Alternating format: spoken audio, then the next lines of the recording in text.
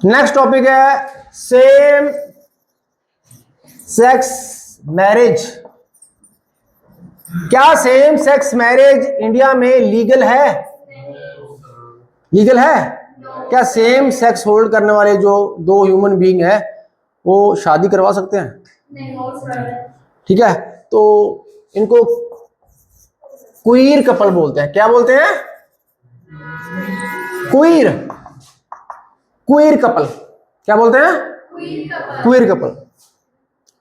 अब उनका आर्टिकल 21 वॉलेंट नहीं हो रहा, बताओ क्या उनके पास शादी करने का हक नहीं है? क्या वो अडल्ट नहीं है? बताओ। फिर आप ये क्यों कह रहे हो भाई नहीं, they have not having any right? होना चाहिए कि नहीं होना चाहिए? बताओ। नहीं होना चाहिए। क्यों नहीं होना चाहिए? मैरिज का पर्पस टू प्रोक्रिएट चिल्ड्रन होता है, ये बोल रही है। मैरिज का मेन पर्पस क्या है? बच्चे पैदा करना या टू प्रोक्रिएट चिल्ड्रन। क्या यही पर्पस है मैरिज का? नेचुरली तो यही पर्पस है, बायोलॉजिकली तो यही पर्पस है। But they can not procreate children because they both are of the same sex. Children पैदा करने के लिए एक मेल होना चाहिए और एक फीमेल। अगर दोनों फीमेल है या दोनों मेल है, they can not produce children. But this is only the मतलब जो ट्रेडिशनल सोच है।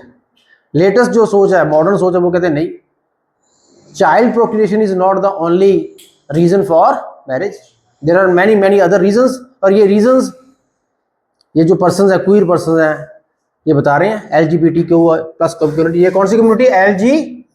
LGBTQ plus. L means lesbians, G means guess.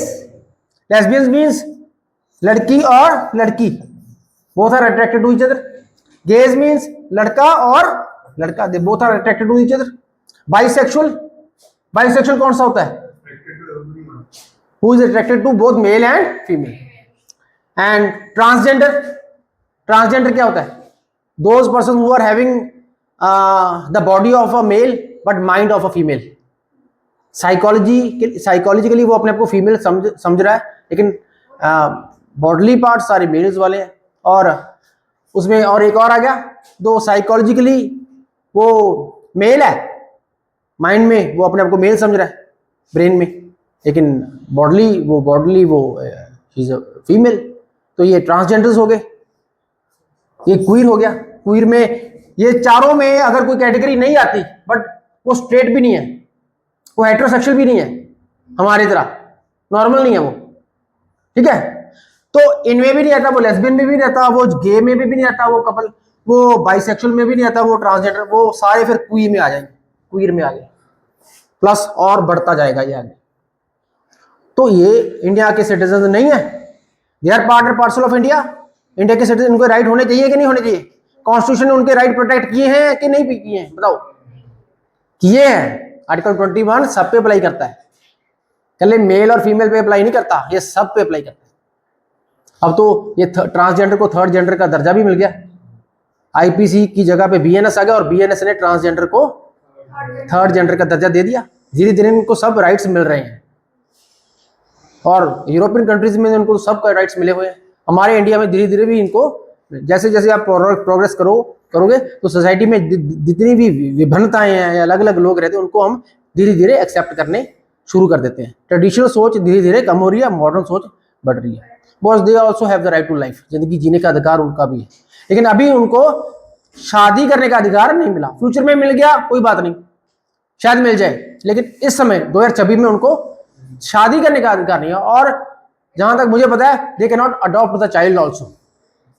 बच्चे को अडॉप्ट करना है, वो मेल और फीमेल होना चाहिए, they should be husband and wife, और मेल और फीमेल वही बच्चे को अडॉप्ट कर सकते हैं। अडॉप्शन एक्ट में चेंज लेके आना पड़ेगा, है ना, हिंदू अडॉप्शन एक्ट में चेंज करना पड़ेगा, काफी लॉ में बदलाव लेना पड़ेगा। तो भी पहले तो इनका जो शादी है वो लीगल करनी पड़ेगी, उसके बाद ये बच्चे भी गोद ले सकते हैं। फिलहाल ये दे can have their sexual intercourse, वो प्राइवेसी उनकी इंटैक्ट है, ठीक है, प्राइवेसी है ना। पुट्टा स्वामी जजमेंट अभी आपको बताई थी ना, राइट टू प्राइवेसी। और 377 जो था IPC में, वो भी स्क्रैप हो गया कि नहीं? तो इनको राइट है, they can have their life, they can enjoy their life, ठीक है, as a live in relationship की तरह वो रह सकते हैं, कोई दिक्कत नहीं है।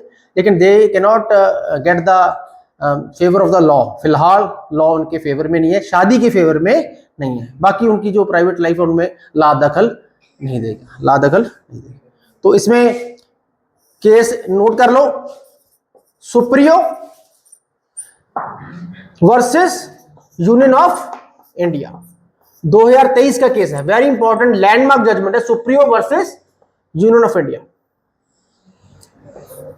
तो इसमें डिमांड थी, demand for same sex marriage